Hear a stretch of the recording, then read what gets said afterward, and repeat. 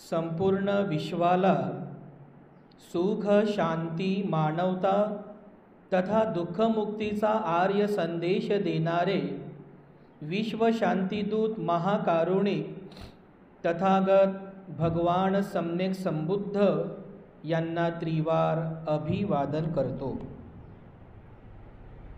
तथागतांनी समग्र मानवजातीच्या दुःखमुक्तीसाठी उपदेशिलेला महान सद्धम्म अर्थात बौद्ध धम्म तथा या सद्धम्माचा अविरतपणे प्रचार आणि प्रसार करणारा तथागतांद्वारा स्थापित सदा पूजनीय भिक्खू संघ या पूजनीय भिक्खू संघाला त्रिवार अभिवादन करतो। ज्यांच्या अथांग अमर्याद त्याग प्रभावामुळे या भारतभूमीला बुद्धभूमीचे रूप पुन्हा एकदा प्राप्त झालं, असे बौद्ध धम्माचे पुनरुद्धारक तुम्हा आम्हा सर्वांचे उद्धार करते प्रज्ञासूर्य बोधिसत्व डॉक्टर बाबासाहेब आंबेडकर यांच्या समग्र धम्मक्रांतीमध्ये जीवनाच्या शेवटच्या श्वासापर्यंत समर्पित राहू। आजच्या या मंगलमय प्रसंगी संघरत्न बुद्धविहार मयूर पार्क औरंगाबाद या ठिकाणी उपस्थित आपण सर्व धम्म उपासक धम्म उपासिका आपल्या सर्वांप्रती मी सर्वप्रथम अनंत मंगल कामना मंगल आशीष अर्पण करतो आणि आजच्या या वर्षावासकालीन धम्मदेसनेला सुरुवात कर। कालच आपण भाद्रपद पौर्णिमा संपन्न केली, साजरी केली आणि या भाद्रपद पौर्णिमेसोबतच आपल्या या वर्षावासातील 2 महिने पूर्ण झालेली आहेत। अर्थातच मागील आषाढ पौर्णिमेला या वर्षावासाला आपण सुरुवात केली, त्यानंतर 1 महिन्यानंतर श्रावण पौर्णिमासुद्धा आपण सर्वांनी संपन्न केली, साजरी केली आणि कालच्याच दिवशी आपण भाद्रपद पौर्णिमासुद्धा साजरी केली। अर्थातच वर्षावासाचे 2 महिने आतापर्यंत पूर्ण झालेली आहेत। यानंतर आणखीनही पुढील अश्विन पौर्णिमेपर्यंत म्हणजे दिनांक 17 ऑक्टोबरच्या अश्विन पौर्णिमेपर्यंत हा वर्षावास आणखीन 1 महिन्यांपर्यंत चालणार आहे। म्हणजे धम्माचं आणखीन चिंतन मनन करण्यासाठी आपल्याकडे आणखीन 1 महिना वेळ आहे। तसं जर पूर्ण 12ही महिने आणि जीवनभर आपण धम्माचं चिंतन करावं, मनन करावं, आचरण करावं, परंतु या सदरील वर्षावासाच्या कालावधीमध्ये जो महत्त्वपूर्ण विषय अभ्यासाकरिता आपण घेतलेला आहे कोणता? 37 बोधिपाक्षीय धम्म।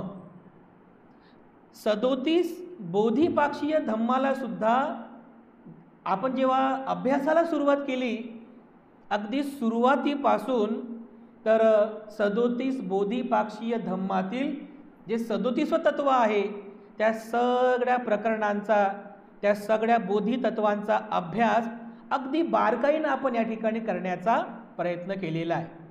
जेव्हा अगदी सुरुवातीलाच मी तुम्हाला या 37 बोधिपाक्षीय धम्माचं महत्त्व सांगितलं होतं, हे 37 बोधिपाक्षीय धम्म किती महत्त्वाचे आहेत, या 37 बोधिपाक्षीय धम्माचा आपल्या या जीवनामध्ये किती महत्त्वाचं स्थान आहे, हे अगदी सुरुवातीच्या प्रवचनामध्ये मी तुम्हाला सांगितलं होतं। आणि मग त्यानंतर आपण आपल्या मुख्य 37 बोधिपाक्षीय धम्माच्या प्रवचन मालिकेला आपण सुरुवात केली होती। तर मी अगदी सुरुवातीला एक व्याख्या सांगितली होती तुम्हाला की हे जे 37 बोधिपाक्षीय धम्म आहेत, हे 37 बोधिपाक्षीय धम्म एका बोधिसत्वाचे बुद्धत्व प्राप्तीच्या मार्गाचे प्रवेशद्वार आहे। काय आहे? प्रवेशद्वार आहे। म्हणजे एक बोधिसत्व ज्याला बुद्ध बनायचं आहे, जो बुद्धत्व अवस्था प्राप्त करणार आहे, त्या बोधिसत्वाला या सगळ्या 37 बोधिपाक्षीय धम्माची भावना करावी लागते।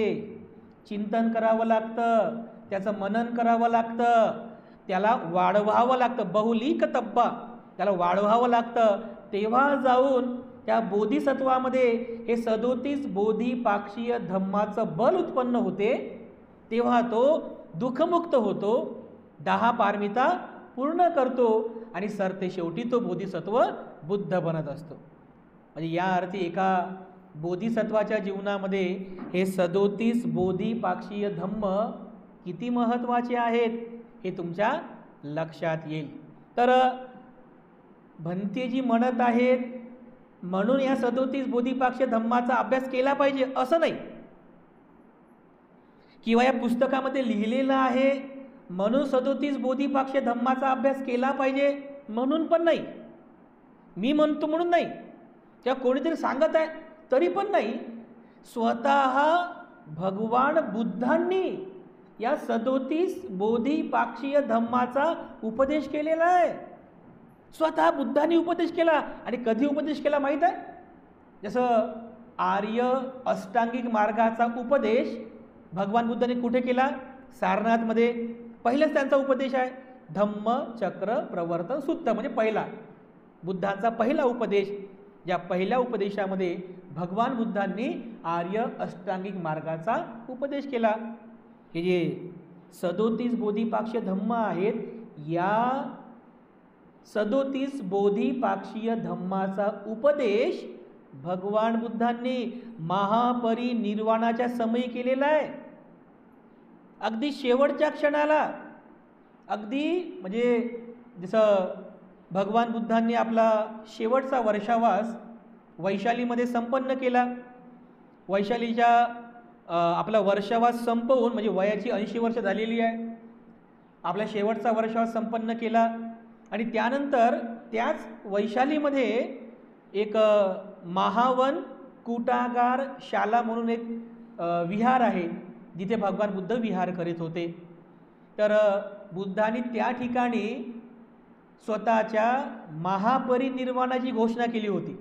त्या महावन कुटागार शालात वैशालीमध्ये माघ पौर्णिमेला, जी फेब्रुवारी महिन्यामध्ये पौर्णिमा येते, माघ पौर्णिमा, त्या पौर्णिमेला भगवान बुद्धांनी घोषणा केली की आजपासून 3 महिन्यानंतर तथागतांचे परिनिर्वाण होणार आहे. अशी घोषणा भगवान बुद्धांनी माघ पौर्णिमेला केली. कुठे? वैशालीच्या महावन कुटागार शालामध्ये महापरिनिर्वाणाची घोषणा केली. म्हणजे काय? तर 3 महिन्याच्या नंतर भगवान बुद्धांचं परिनिर्वाण होणार आहे, महापरिनिर्वाण होणार आहे. आणि मग तेव्हा घोषणा झाल्यानंतर सगळ्या भिक्षूंना भगवान बुद्ध जवळ बोलवतात, एका ठिकाणी बोलवतात, आणि त्या भिक्षूंना बुद्ध त्यांच्या शेवटचा उपदेश करतात. बघा तिथे त्या महावन कुटागार शालामध्ये कोणता उपदेश? हा 37 बोधिपाक्षीय धम्माचा उपदेश करतात. जसं बघा, एखाद्या परिवारामध्ये एक मेन हेड असतो बघा, जसं बाप, परिवाराचा तो मेन मुख्य पिता आहे बाप. म्हातारा झालेला आहे, आता तो मरणार आहे. संपूर्ण हयात त्याने आपला परिवार उभा करायला घालवली, आपला परिवार उभा केला, घर उभं केलं, 4 मुलांना शिकवलं, लहानाचं मोठं केलं, पालनपोषण केलं. तो आता वृद्ध झालेला आहे, वृद्ध झाला, आता मरणार आहे. मग तो काय करतो? त्या सगळ्या 4ही मुलांना जवळ बोलवतो. आपल्या 4ही मुलांना जवळ बोलवतो. सुनबाई असेल त्या सुनबाईला पण जवळ बोलवतो. आणि मग आता मरणार आहे, तर मरता मरता म्हणजे मरण्याच्या अगोदर काय म्हणतो की माझी तुम्ही 4ही मुलं आहात बाबा रे, जीवनभरपर्यंत जे जे तुम्हाला मी चांगलं शिकवलं त्याचं पालन करा, जे जे तुम्हाला मी चांगलं शिकवलं त्याचं आचरण करा, नेहमी सत्याच्या मार्गाने जा, वाईट कर्म करू नका, असं वृद्ध लोक सांगतात. आणि नंतर ते म्हणजे मृत्यूला प्राप्त होतात. असं बघा आपल्या परिवारामध्ये होते ना, होते की नाही? म्हणजे बघा, एक पिता म्हणजे मृत्यूच्या अगोदर जाण्यापूर्वी त्याने त्याच्या जीवनभरपर्यंत जे जे काही कमवलं, जे जे काही म्हणजे प्राप्त केलं, ते सगळं काही आपल्या मुलांना देऊन जातो की घ्या, आता माझ्या मेल्यानंतर तुम्ही याचा सांभाळ करा, मी गेल्यानंतर याचं पालनपोषण तुम्ही करा. असं असते की नाही आपल्या पारिवारिक जीवनामध्ये? इथे बघा बुद्ध सुद्धा आपले पिता आहेत, बरोबर आहे. बुद्ध सुद्धा आपले कल्याण पिता आहेत ना. तर मग हा प्रसंग बघा की त्या सगळ्या भिक्खूंना बोलवतात आणि सगळ्या भिक्खूंना बोलवल्यानंतर भगवान बुद्ध त्या भिक्खूंना या 37 बोधिपाक्षीय धम्माचा उपदेश करतात. काय उपदेश करतात तर बघा बुद्धांचे जे पाली वचन आहेत, मागच्या प्रवचनामध्ये आपण हे पाली वचन बोललो होतो. आता प्रसंग आहे म्हणून पुन्हा हे बुद्ध वचन, हे बुद्धांचे पाली वचन फार महत्त्वाचं आहे, आपण ऐका. बुद्ध काय म्हणतात त्या उपदेशामध्ये, कतमेच भिक्कवे धम्मा मया अभियादेशिता ये वो साधुकं उग्गहेत्वा आसेवी तब्बा भावे तब्बा बहुलीक तब्बा तद्दस्स बहुजन हिताय बहुजन सुखाय लोकानुकंपाय अत्थाय हिताय सेयथिदं चत्तारो सतिपट्ठानो चत्तारो सम्मपधानो चत्तारो इद्धिपादा पंच इंद्रियानी पंचबलानी सत्तबोझंगा अर्य अठ्ठांगिक मग्गो अत्थी. बुद्धाचं हे पाली वचन आहे, म्हणजे बुद्ध वचन आहेत बरं. हे बुद्ध वचन बुद्धाच्या मुखातून निघालेले वचन आहेत, बुद्धाने केलेला हा उपदेश आहे. काय म्हणतात भगवान बुद्ध आपल्या शेवटच्या क्षणामध्ये, कतमेच भिक्कवे धम्मा, भिक्खूंनो मी तुम्हाला कोणता धम्म सांगितलेला आहे. कतमेच भिक्कवे धम्मा, तुम्हाला मी कोणता धम्म सांगितलेला आहे. अभिया देशिता, कशाची देशना केलेली आहे. एवो जे साधुकं, जे चांगलं आहे. उग्गहेत्वा, ज्याला उत्पन्न केलं पाहिजे. आसेवी तब्बा, ज्याचं सेवन केलं पाहिजे. भावे तब्बा, ज्याची पुन्हा पुन्हा पुन्हा पुन्हा भावना केली पाहिजे. बहुलीक तब्बा, ज्याला वाढवलं पाहिजे. तद्दस, कशासाठी, जो धम्म मी तुम्हाला शिकवलेला आहे त्या धम्माची भावना करा, चिंतन करा, मनन करा, त्याला वाढवा. तद्दस, कशासाठी, बहुजन हिताय बहुजन सुखाय, बहुजनांच्या हितासाठी, बहुजनांच्या सुखासाठी. अत्थाय, स्वतःचं हित करा, स्वतःचा पण हितासाठी, लोकांच्या हितासाठी. लोकानुकंपाय अत्थाय हिताय सेयथिदं. भिक्खूंनो या धम्माचं स्वतःचं कल्याण करण्यासाठी, बहुजनांच्या हितासाठी या धम्माचा म्हणजे उपदेश करत चला. कोणता धम्म, लगेच भगवान बुद्ध पुढे सांगतात, चत्तारो सतिपट्ठानो, 4 प्रकारचे सतिपट्ठान, 4 प्रकारचे स्मृतिप्रस्थान. चत्तारो सम्मपधानो, 4 प्रकारचे सम्यक प्रधान. चत्तारो इद्धिपादा, 4 प्रकारचे रिद्धिपाद. पंच इंद्रियानी, 5 प्रकारचे इंद्रिय. पंचबलानी, 5 प्रकारचे बल. सत्तबोझंगा, 7 प्रकारचे बोधांग. आर्य अष्टांगिक मग्गो अत्थी, आणि आर्य अष्टांगिक मार्ग आहे. या 37 बोधिपाक्षीय धम्माचा उपदेश स्वतः भगवान बुद्धांनी केलेला आहे. स्वतः भगवान बुद्ध म्हणतात की या 37 बोधिपाक्षीय धम्माचा तुम्ही चिंतन करा, मनन करा, त्याची भावना करा, त्याला वाढवा. कशासाठी, स्वतःचं हित साधण्यासाठी. स्वतःच्या हितासोबत बहुजन हित आहे, लोकांचं कल्याण करण्यासाठी, लोकांचं हित करण्यासाठी. बहुजन सुख आहे, बहुजनांच्या लोकांच्या सुखाकरिता या 37 बोधिपाक्षीय धम्माचा अभ्यास करा, चिंतन करा, मनन करा, त्याची भावना करा, त्याला वाढवा. यावरून तुमच्या लक्षात येईल की आतापर्यंत या 2 महिन्यांमध्ये, वर्षावासाच्या या 2 महिन्यांमध्ये जे 37 बोधिपाक्षीय धम्म आपण बघितले, ज्याचा अभ्यास केला, किती महत्त्वाचं आहे ते, किती महत्त्वाचं आहे. म्हणजे एका बोधिसत्वाच्या जीवनात महत्त्वाचं आहेच, त्याला बुद्धत्व प्राप्त करायचं आहे. पण तुमच्यासारखे जे उपासक आहेत, उपासिका आहेत, त्यांच्याही जीवनात किती महत्त्वाचं आहे बघा, हे किती महत्त्वाचं आहे. आणि एवढंच काय, भगवान बुद्धांनी जोही म्हणजे उपदेश केला, धम्माचा उपदेश केला, त्या धम्म तत्वज्ञानामध्ये सुद्धा हा 37 बोधिपाक्षीय धम्माचा उपदेश सर्वोच्च स्थानी आहे बघा, सर्वोच्च आहे, एकदम सर्वोच्च स्थानी. बुद्धाचं एक वचन काय आहे बघा, बुद्ध म्हणतात शौर्य, शक्ती आणि गतीसाठी सिंह ज्याप्रमाणे अग्रस्थानी असतो. काय म्हणतात भगवान बुद्ध? शौर्य, शक्ती आणि गतीसाठी ज्याप्रमाणे एक सिंह अग्रस्थानी असतो त्याप्रमाणे 37 बोधिपाक्षीय धम्म अग्रस्थानी आहे. हे बुद्धाचं वचन आहे बघा. यावरून सुद्धा तुम्हाला लक्षात येईल की 37 बोधिपाक्षीय धम्म किती महत्त्वाचे आहेत बघा. या 37 बोधिपाक्षीय धम्माला अनन्य असं साधारण महत्त्व आहे बघा. म्हणजे एक बोधिसत्व या 37 बोधिपाक्षीय धम्माची भावना करूनच बुद्धत्व अवस्था प्राप्त करतो बघा. मी याच्यापूर्वी पण तुम्हाला सांगितलं 10 पारमिता तर त्याला पूर्ण कराव्याच लागतात, परंतु त्या 10 पारमिता पूर्ण करण्यासाठी त्याच्याकडे काही बल असलं पाहिजे ना, त्याच्याकडे काही शक्ती असली पाहिजे ना. त्याच्याकडे जर बलच नाही आहे, कोणती शक्तीच नाही आहे, तर तो आपल्या पारमिता पूर्ण कसा करेल? तर हे पारमिता पूर्ण करण्यासाठी बल देण्याचं काम, त्याला शक्ती देण्याचं काम हे 37 बोधिपाक्ष धम्म करत असतात बघा. म्हणून बौद्ध तत्वज्ञानामध्ये या 37 बोधिपाक्षीय धम्माला अनन्य असं साधारण महत्त्व आहे बघा. जर आपण आणखीन याचा बारकाईनं अभ्यास केला तर 37 बोधिपाक्षीय धम्माचा अभ्यास करणारा बोधिसत्व बुद्ध होतो. म्हणजे काय? तर ज्याला आपण बुद्ध म्हणतो ना, ते बुद्ध दुसरं तिसरं कोणीही नसून 37 बोधिपाक्षीय धम्म आहेत. म्हणजे तुम्हाला जर कोणी प्रश्न विचारला बुद्ध म्हणजे काय, साधं सोपी व्याख्या आहे. बुद्ध म्हणजे काय? तर बुद्ध म्हणजे 37 बोधिपाक्षीय धम्म म्हणजेच बुद्ध होय. बुद्ध म्हणजे 37 बोधिपाक्षीय धम्म आणि 37 बोधिपाक्षीय धम्म म्हणजेच बुद्ध आहेत बघा. ही साधी सोपी व्याख्या आहे बघा.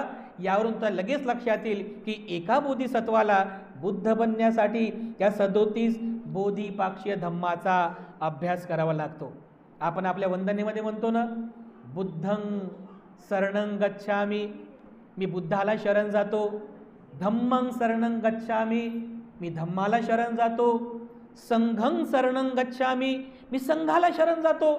ते जे त्रिशरण आहे, बुद्ध, धम्म आणि संघ, या 3 रत्नांची शरण, ज्यामध्ये आपण म्हणतो बुद्धं शरणं गच्छामि, मी बुद्धाला शरण जातो.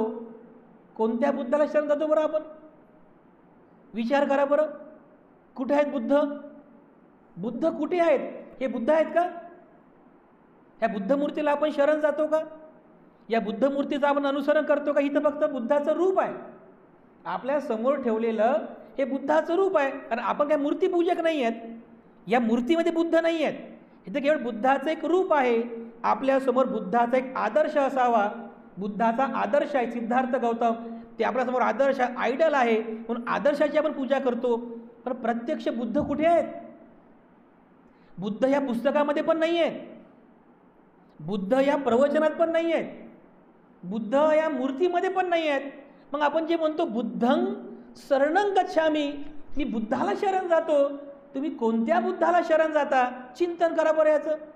असा कोणता बुद्ध आहे की ज्या बुद्धाला शरण गेल्यानंतर खरंच त्या शरण जाणाऱ्या व्यक्तीचं मंगल होते, कल्याण होते? कोणता बुद्ध आहे? तर तो बुद्ध दुसरं तिसरं कोणी नसून हे 37 बोधिपाक्षीय धम्म आहे. बुद्धाला शरण जाणे म्हणजे 37 बोधिपाक्षीय धम्माला शरण जाणे होय. बुद्धाचं अनुसरण करणे म्हणजे ह्या 37 बोधिपाक्षीय धम्माचं अनुसरण करणे होय. या 37 बोधिपाक्षीय धम्मालाच बुद्ध म्हणतात आणि याच बुद्धाला आपण शरण गेलं पाहिजे. या 37 बोधिपाक्षीय धम्माला आपण शरण गेले पाहिजे. आणि शरण जाणे म्हणजे काय? त्याचं श्रद्धा, ते शरणस्थान स्वीकारणं, त्याचा सहारा घेणं, त्याचा आसरा घेणं, त्याचं आचरण करणं. आणि मला सांगा, मागच्या 2 महिन्यांमध्ये या 37 बोधिपाक्षीय धम्माचा आपण अगदी बारकाईनं अभ्यास केला. याच्यातलं प्रत्येक एक तत्व बघा एवढं महत्त्वाचं आहे. जो कोणी अनुयायी या 37 बोधिपाक्षीय धम्माची पुन्हा पुन्हा भावना करेल, चिंतन करेल, मनन करेल, त्याला वाढवेल, त्याच्या जीवनामध्ये मंगलच होईल बघा. कल्याणच होईल. आता काही काही लोक बघा ध्यानाला जातात, ध्यान शिबिराला जातात. आपल्या काही महिला गेलेल्या आहेत, तर ध्यान शिबिराला जातात. तर ध्यान शिबिर हे कशासाठी आहे त्यांना बरोबर माहीत नसते, कारण त्यांचा जाण्याचा उद्देश हा प्रत्येकाचा वेगवेगळा असतो. तिथे गेल्यानंतर समजते की अरे हे लोक तर आपल्याला हे कायाला बघायला सांगतायत, कसं बघावं माहीत नाही. अरे हे लोक म्हणजे ध्यानातले जे आचार्य असतात ते आम्हाला याच्यावरच्या वेदना बघा असं सांगतात. कोणत्या वेदना आहे माहीतच नाही. अरे हे आचार्य आम्हाला मन आपलं चित्त बघा म्हणतात, आता कसं बघावं चित्त तेच माहिती नाही. धम्म बघा म्हणतात, धर्म बघा म्हणतात, कसं बघावं ते माहिती नाही. म्हणजे काय, म्हणजे आपल्याला जर ध्यान शिबिराचा योग्य लाभ घ्यायचा असेल तर आपल्याला काय करावं लागेल, या 4 स्मृती प्रस्थानांचा अभ्यास करावा लागेल. कारण हे 4 स्मृती प्रस्थानच खऱ्या अर्थाने ध्यानाचा मार्ग आहे. तुम्ही 4 स्मृती प्रस्थानांचा अभ्यास करा, त्याची भावना करा, त्याचं चिंतन करा, नंतर तुम्ही 10 दिवसाचं शिबिर करा. बघा तुम्हाला पटकन समजते. अरे हां अच्छा, अरे हे कायानुपस्सन आहे, अरे बरोबर आहे. अरे ही वेदनानुपस्सन आहे, अरे बरोबर आहे. अरे चित्तानुपस्सन आहे, हे धर्मानुपस्सन आहे. लगेच लक्षात येतं बघा, आनंद मिळतो, तुम्हाला आनंद मिळतो. अरे आपण हे वाचलं, ऐकलं, समजून घेण्याचा प्रयत्न केला, अरे किती सोपं आहे असं म्हणून बघा लगेच तुम्ही म्हणजे लगेच तुम्ही ध्यानाला बसता आणि खूप आनंद चित्ताने तुम्ही ध्यान पण करता. कशामुळं, कारण हे जे 37 बोधिपाक्षीय धम्म आहे हे तुमच्यासाठी पण महत्त्वाचे आहे. कदाचित आपल्यामध्ये जर बोधिसत्वाचा एखादा गुण असेल तर आपणही बोधिसत्वाप्रमाणे या जन्मात नाही पुढच्या जन्मामध्ये बुद्धत्वाकडे होऊ, दुःखमुक्त होऊ. पण किमान आपल्यामधले जे पारमी बल आहे हे जर पूर्ण करायचं असेल तर या 37 बोधिपाक्षीय धम्माची आपल्याला भावना करावी लागेल, चिंतन करावं लागेल, त्याला वाढवावं लागेल. तर भगवान बुद्ध म्हणतात या 37 बोधिपाक्षीयाला शरण जा. बुद्धाला शरण जाणे म्हणजे काय, या 37 बोधिपाक्षीयाला शरण जा. तर कोणते हे 37 बोधिपाक्षीय धम्म आहे, आता या 2 महिन्यामध्ये आपण ते सगळं काही अभ्यासलेले आहे. त्याचं चिंतन करा, मनन करा, विसरू नका. याच्यामध्ये 7 प्रकरणं आपण बघितले आतापर्यंत. किती, आपण 7 प्रकरणांचा अभ्यास केला. पहिलं प्रकरण कोणतं, 4 प्रकारचे स्मृती प्रस्थान. स्मृती म्हणजे जागृती, त्याच्यामध्ये जागृत राहणे. 4 प्रकारची स्मृती प्रस्थान हे पहिल्या प्रकरणामध्ये आपण शिकलो. कोणत्या कोणत्या 4 स्मृती प्रस्थान आहेत. पहिलं कायानुसती म्हणजे कायानुस्मृती आपण बघितली. दुसरं वेदनानुस्मृती बघितली. तिसरं चित्तानुस्मृती बघितली. चौथं धर्मानुस्मृती बघितली. आणि याचं आपण स्पष्टीकरण सुद्धा केलं. कायला बघायचं आपल्याला, पण कसं बघावं, जसं आरशामध्ये स्वतःला आपण बघतो ते वरवरचं बघणं झालं, हे सगळं चांगलं आहे, चांगलं आहे, चांगलं आहे, चांगलं आहे असं बघतो आपण आरशामध्ये. पण कायानुपस्सना करणारा काय बघतो की अरे ही जी काया आहे ही काया अनित्य आहे. बरोबर आहे, हे कोणी नाकारू शकते का, नाही नाकारू शकत. ही काया अनित्य आहे, ही काया अनात्मा आहे. म्हणजे याच्यामध्ये, या कायेमध्ये आत्मा नावाचं असं काहीच नाही आहे, काहीच नाही आत्मा नावाचं. अनात्मा आहे, ही काया अनात्मा आहे. आणि ही काया म्हणजे हे जीवन दुःख आहे, या जीवनामध्ये दुःख आहे. या 3 सत्याचं चिंतन करणे, त्याची स्मृती करणे, त्यालाच म्हणतो आपण कायानुपस्सना किंवा कायानुस्मृती. दुसरं वेदनानुस्मृती म्हणजे काय, या कायेवरती होणाऱ्या वेदना त्याला जाणायचं आहे. डोळ्याला रूपाची वेदना होते, कानाला शब्दांची वेदना होते, नाकाला गंधाची वेदना होते, जिभेला चवीची वेदना होते, या शरीराला कायीची वेदना म्हणजे स्पर्शाची वेदना होते. त्या वेदनेला जाणायचं आपल्याला. आणि जेव्हा आपल्याला वेदना होतात एकतर त्या वेदना कशा सुखद असतात, म्हणजे हव्यासं वाटणारे, चांगलं वाटणारे सुखद असतात, किंवा कधी कधी दुःखद असतात. सुखदही असतात, कधी कधी दुःखदही असतात, आणि कधी कधी सुखही नाही आणि दुःखही नाही. त्याला सुख म्हटलेलं आहे असुखद, अदुःखद वेदना म्हणजे उपेक्षा वेदना. ह्या 3 प्रकारच्या वेदना जाणणं, या 3 प्रकारच्या वेदनाबद्दल स्मृतिवान होणं म्हणजे वेदनानुस्मृती आहे. तिसरं कोणतं आहे, चित्तानुस्मृती. या चित्ताला जाणणं, म्हणजे वेदनामधून उत्पन्न होणारं जे काही संस्कार आहेत, जसं चित्तामध्ये सुखद वेदना झाली, काय उत्पन्न होते? लोभ उत्पन्न होते. म्हणजे पाहिजे, आणखीन पाहिजे, आणखीन पाहिजे, असं ही जी भावना आहे याला म्हणतात आसक्ती. लोभ उत्पन्न होते, लोभयुक्त चित्त. त्यानंतर जर कधी दुःखद वेदना उत्पन्न झाली तर काय करतो आपण? तिटकारा करतो, अरे नको नको नको नको, छिची करतो आपण. म्हणजे काय? द्वेष केला आपण, द्वेषयुक्त चित्त निर्माण झालं. किंवा कधी कधी आपल्यामध्ये ते दुर्भावनाचे संस्कार उत्पन्न होतात, ज्याला मोह असं म्हटलेलं आहे. म्हणजे चित्तानुस्मृतीमध्ये लोभ, द्वेष आणि मोह म्हणजे दुर्भावना याला जाणणारी चित्तानुस्मृती होय. आणि या चित्ताचा आणि या शरीराचा एकमेकांसोबत जो संबंध आहे, म्हणजे आपल्या चित्ताचा शरीरावर काय परिणाम होतो, शरीराचा आपल्या चित्तावर काय परिणाम होतो, आणि त्या परिणामातून जे जे काही धर्म उत्पन्न होतात त्या धर्माला जाणणं म्हणजे धर्मानुपස්සना होय. आता कोणते कोणते धर्म आहे जर तुम्ही आता विसरले असाल तर ते प्रवचन पुन्हा पुन्हा आहे का? पंचनिवारण धर्माला जाणायचं आहे, 5 प्रकारचे निवारण ते जाणायचं आहे, पंच उपादान स्कंधाला जाणायचं आहे. हे सगळे धर्म उत्पन्न होतात, ज्याची भावना आपल्याला करायची आहे यालाच म्हणतात धर्मानुपස්සना. हे पहिलं प्रकरण आपण बघितलं. म्हणजे हे आपण यासाठी पुन्हा रिपिटेशन करतोय की आपण विसरू नये की किती हे महत्त्वाचं आहे. हे झालं पहिलं प्रकरण. कोणतं? 4 प्रकारचे स्मृती प्रस्थान. दुसरं प्रकरण 4 प्रकारचे सम्यक प्रधान. प्रधान याचा अर्थ होतो प्रयत्न, प्रयत्न करणे. कशासाठी प्रयत्न करणे? आपल्या मनाला चांगलं बनवण्यासाठी 4 प्रकारचे प्रधान आहेत. पहिलं आहे संवर प्रधान. म्हणजे काय? तर आपल्या चित्तामध्ये अकुशल उत्पन्न होऊ द्यायचं नाही, संयम ठेवायचा, संवर ठेवायचा, त्याला म्हणतात संवर प्रधान. दुसरं पहाण प्रधान. प्रहाण करणे, नष्ट करणे. जर यदा कदाचित अकुशल उत्पन्न झालंच तर त्याला ताबडतोब तिथेच नष्ट करायला पाहिजे. म्हणजे समजा यदा कधी राग उत्पन्न झाला तर त्या रागाचं पोषण करू नये, त्या रागाला वाढवू नये, लगेच त्या रागाला तिथं नष्ट केलं पाहिजे, त्याला म्हणतात प्रहाण प्रधान. तुमच्यात जर द्वेष उत्पन्न झाला ना तर त्या द्वेषाला आणखीन वाढवू नका, त्याचं पालन पोषण करू नका. प्रहाण प्रधान, त्याला तिथल्या तिथे आपण नष्ट करण्याचा प्रयत्न केला पाहिजे, त्याला म्हणतात पहाण प्रधान. तिसरं भावना प्रधान. भावना प्रधान म्हणजे काय? आपल्यामध्ये कुशल उत्पन्न व्हावं अशी भावना करा, मैत्री उत्पन्न व्हावी, आपल्यामध्ये सद्भावना उत्पन्न व्हावी, अशा प्रकारची भावना करणे, भावना प्रधान. आणि शेवटचा आहे अनुरक्षण प्रधान. म्हणजे काय?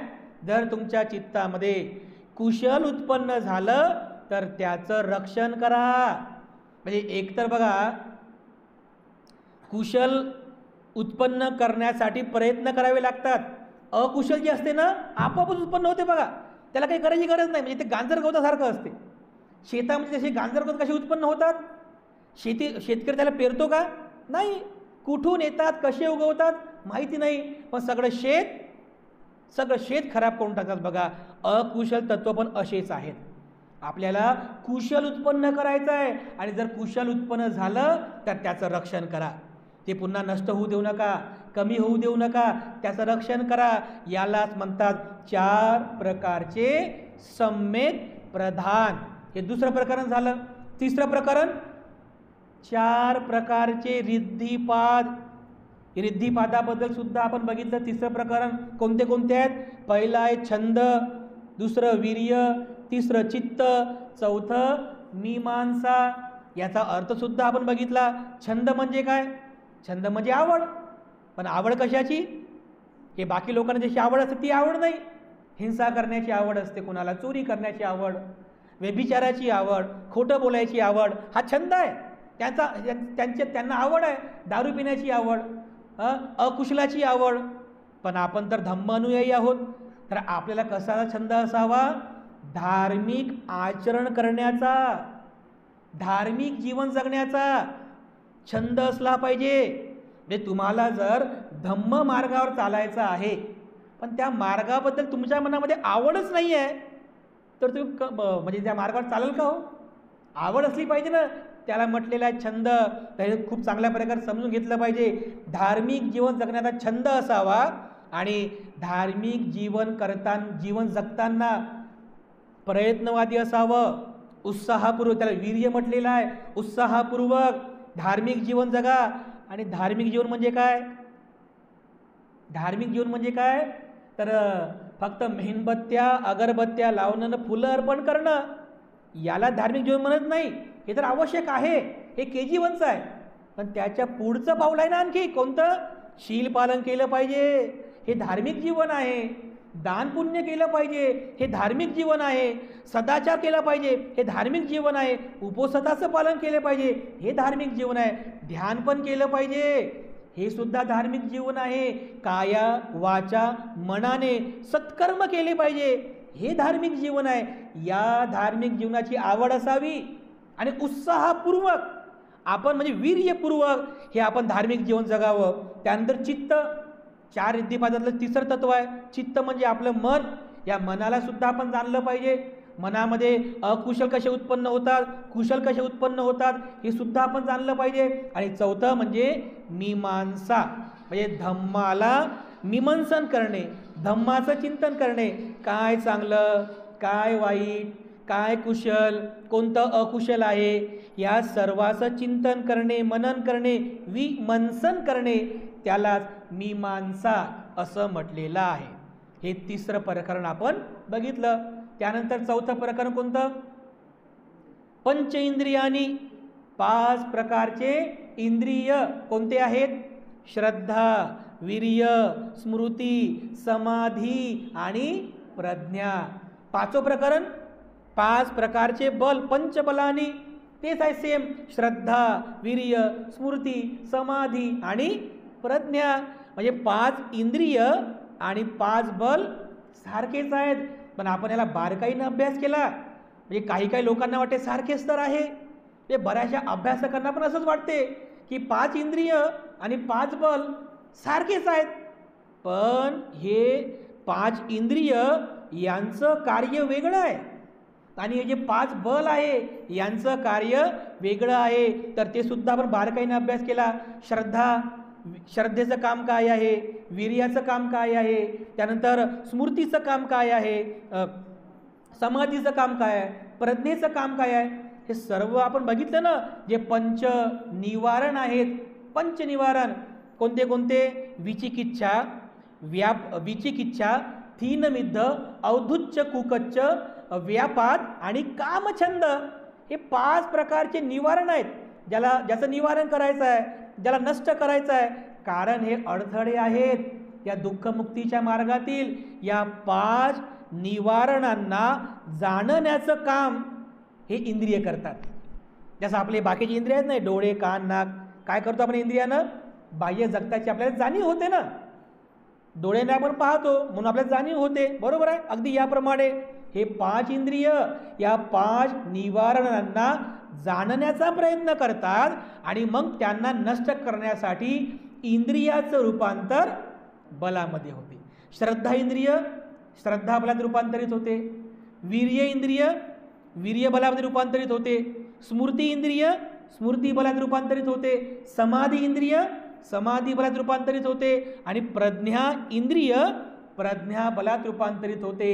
आणि 5ही बल जे पंच निवारण आहे त्याला नष्ट करतात. विचिकिच्छा, औद्धुच्च, कुकच्च, व्यापाद, थीनमिद्ध आणि कामछंद या 5 निवारणांना नष्ट करण्याचं काम हे 5 बल करीत असतात. असं हे 4थं आणि 5वं प्रकरण आपण बघितलं. त्यानंतर 6वं प्रकरण सत्तबोधांग, 7 प्रकारचे बोधीचे अंग, हे सुद्धा आपण बघितले. स्मृती, धम्मविचय, वीर्य, प्रीती, प्रशब्दी, समाधी आणि उपेक्षा. या प्रत्येक तत्वाचा अगदी आपण बारकाईनं अभ्यास केला की जे तत्व या 7 बोधांगात सांगितलेले आहे याला संदर्भ म्हणून ते तुम्ही भोजन सूत्र म्हणता ना सकाळच्या वंदनेमध्ये, संसारे संसरतानं सब दुःख विनाशके, आहे ना. हे भोजन सूत्र आहे. हे भोजन सूत्र काय आहे? म्हणजे या 7 बोधांगाचा उपदेश आहे. या 7 बोधांगाचा उपदेश ऐकल्यामुळं, या 7 बोधांगाचा उपदेश ग्रहण केल्यामुळं, त्याची भावना केल्यामुळं एक व्यक्ती रोगातून मुक्त होतो असं बुद्ध म्हणतात, शोकातून मुक्त होतो असं बुद्ध म्हणतात. एवढंच काय, महामोग्गलायन आणि महाकाश्यप, धुतांगधारी होते महाकाश्यप आणि रिद्धिबल संपन्न होते महामोग्गलायन, ते सुद्धा जेव्हा आजारी पडले ना, तर त्यांनी यात 7 बोधांगाची भावना केली होती. तुम्ही बघा त्या बोधक सूत्र वाचा मराठीमध्ये, त्याच्यामध्ये सुस्पष्ट लिहिलेलं आहे. म्हणजे ह्या 7 बोधांगाची भावना करणारा सर्व प्रकारच्या रोगातून मुक्त होतो, सर्व प्रकारच्या शोकातून मुक्त होतो, सर्व प्रकारच्या दुःखातून मुक्त होतो. एवढंच काय, स्वतः भगवान बुद्ध एका भिक्षूला म्हणतात की तुला 7 बोधांगाचे अंग माहीत आहे का? तर तो भिक्षू म्हणतो की हो भगवान, 7 प्रकारचे बोधांग मला माहिती आहे. मग सांग बरं कोणते बोधांग आहे? मग तो भिक्षू भगवान बुद्धांना त्या 7 बोधांगाचा उपदेश करतो. कोणते कोणते? स्मृती, धम्मविचय, वीर्य, प्रीती, प्रशब्दी, समाधी आणि प्रज्ञा. या 7 बोधांगांना सत्त बोधांग असं म्हणतात. हे 6वं प्रकरण सुद्धा आपण या ठिकाणी बघितलेलं आहे. मी तुम्हाला नेहमी सांगत असतो की आपण आपल्या जीवनामध्ये नेहमी या 7 बोधांगांचं अभ्यास केला पाहिजे. सकाळच्या सत्रामध्ये किमान आठवड्यातून एकदा का होईना या बोधंग सूत्राचं तुम्ही मनन करत चला, चिंतन करत चला, कारण खूप आवश्यक आहे. हे 6वं प्रकरण आपण बघितलं. 7वं प्रकरण आर्य अष्टांगिक मार्ग, 8 तत्वांचा बनलेला हा सर्वोच्च असा दुःखमुक्तीचा मार्ग आहे. सम्यक दृष्टी, सम्यक संकल्प, सम्यक वाचा, सम्यक कर्मांत, सम्यक आजीविका, सम्यक स्मृती, सम्यक व्यायाम आणि सम्यक समाधी, या 8 तत्वांनी बनलेला हा सर्वोत्तम असा दुःखमुक्तीचा मार्ग आहे. दुःख निरोध गामिनी पटिपदा आहे, ज्याला भगवान बुद्ध म्हणतात आर्य अष्टांगिक मार्ग. या 8ही तत्वांचं आपण अगदी सुस्पष्टपणे बारकाईने याचा अभ्यास केला, कारण बुद्धाचा पहिला उपदेश आहे. मी सुरुवातीला तुम्हाला तेच सांगितलेलं आहे. बुद्धाने जे धम्मचक्र प्रवर्तनाचा उपदेश केला, त्याच धम्मचक्र प्रवर्तन सूत्रामध्ये दुःख निरोध गामिनी पटिपदा कोणता आहे? आर्य अष्टांगिक मार्ग. जो कोणी अनुयायी या आर्य अष्टांगिक मार्गाचं आचरण करतो तो दुःखमुक्त होतो असं बुद्ध म्हणतात. तर दुःखमुक्त होतो म्हणजे काय? आपण बऱ्याचदा हा शब्द ऐकतो ना, दुःखमुक्त होतो, दुःखमुक्त होतो. तर लोकांना असं वाटतं की मरतोच की काय, म्हणजे स्वर्गप्राप्ती. आपल्याकडे असं दुःखमुक्त म्हणजे होणे म्हणजे काय? झाला दुःखातून मुक्त, बस झाला, मेला म्हणजे दुःखातून मुक्त. ही दुःखमुक्ती नाही आहे. आर्य अष्टांगिक मार्गाचं आचरण करणारा दुःखमुक्त होतो म्हणजे तो मरतो असं होत नाही, स्वर्गप्राप्ती होते असं नाही आहे. तर भगवान बुद्ध म्हणतात दुःखमुक्त होणं म्हणजे काय? तर या जीवनातील 10 प्रकारचे बंधनांना तो तोडतो. 10 प्रकारचे बंधनं आहेत की हे जे बंधनं आहेत जे तुम्हाला दुःखमुक्त होऊ देत नाही. हे 10 प्रकारचे बंधनं जे तुम्हाला नेहमी दुःखी करतात, शोकित करतात, तुम्हाला दुःखमुक्त होऊ देत नाही. तर हे 10 प्रकारचे बंधनं आहेत, ज्याला तत्वज्ञानामध्ये 10 प्रकारचे संयोजन म्हटलेलं आहे. आता ते 10 प्रकारचे संयोजन कोणते आहेत, त्याला कशाप्रमाणे तो अनुयायी तोडतो, ते बंधनं तोडतो, कशा प्रकारे तो श्रोतापन्न होतो, सकृदागामी होतो, अनागामी होतो आणि अरहंत होतो, म्हणजे दुःखमुक्त होतो, ते आपण पुढील प्रवचन मालिकेमध्ये आपण ते बघणार आहोत. केवळ एवढं समजून घ्या की आर्य अष्टांगिक मार्ग हाच एकमेव दुःख मुक्तीचा मार्ग आहे, तोच मध्यम मार्ग आहे, त्यालाच म्हणतात निब्बाण प्राप्तीचा मार्ग. मला वाटते मागच्या प्रवचनामध्ये या निब्बाणबद्दल सुद्धा आपण थोडं जाणून घेण्याचा पण प्रयत्न आपण केलेला आहे. तर हे अशा प्रकारे भगवान बुद्धांनी सांगितलेला अत्यंत महत्त्वपूर्ण हा 37 बोधिपाक्षीय धम्माचा हा उपदेश आहे. नेहमी एकदम पाठच करा बघा. आम्ही तर बाहेर बॅनर पण लावून टाकलं, म्हणजे येता जाता तुम्ही ते बॅनर बघा, येता जाता चालता चालता का होईना तुमची नजर त्याच्यावर पडली पाहिजे, लगेच तुम्हाला पाठ झालं पाहिजे 37 बोधिपाक्षीय धम्म. याच्यामध्ये 7 प्रकरणं आहे, 4 प्रकारचे स्मृती प्रस्थान, 4 प्रकारचे सम्यक प्रधान, 4 प्रकारचे रिद्धिपाद, 5 प्रकारचे इंद्रिय, 5 प्रकारचे बल, 7 प्रकारचे बोधांग आणि 7वं कोणता आहे, आर्य अष्टांगिक मार्ग. याच 37 बोधिपाक्षीय धम्माचं आचरण करून एक बोधिसत्व आपल्या पारमिता पूर्ण करतो आणि शेवटी बुद्धत्वाची अवस्था प्राप्त करत असतो. म्हणून पुन्हा हेच सांगणं आहे की 37 बोधिपाक्षीय धम्म म्हणजेच बुद्ध आहे आणि बुद्ध म्हणजे 37 बोधिपाक्षीय धम्म होय. तर जेव्हा तुम्ही बुद्धं शरणं गच्छामी म्हणता, मी बुद्धाला शरण जातो, तर कोणता बुद्ध? तुम्ही कोणत्या बुद्धाला शरण जाता? ह्या मूर्तीला का? नाही, इथं फक्त बुद्धाचं रूप आहे. बुद्धं शरणं गच्छामी, बुद्धाला शरण जातो. तो कोणता बुद्ध आहे तुमचा? जो तुमचा कल्याण करणारा आहे, तुमचं मंगल करणारा आहे. तर तो बुद्ध म्हणजे हे 37 बोधिपाक्षीय धम्म आहे. बुद्ध म्हणतात जो कोणी अनुयायी या 37 बोधिपाक्षीय धम्माला शरण जातो, म्हणजे शरण जातो म्हणजे काय, त्याचं अनुसरण करतो, त्याचं चिंतन करतो, त्याची भावना करतो, त्या बहुलिक तब्बा त्याला वाढवतो, तो व्यक्ती आपल्या जीवनामध्ये सर्व प्रकारच्या दुःखातून मुक्त होतो. आणि म्हणून बुद्धाला शरण जाणे म्हणजे 37 बोधिपाक्षीय धम्माला शरण जाणे होय.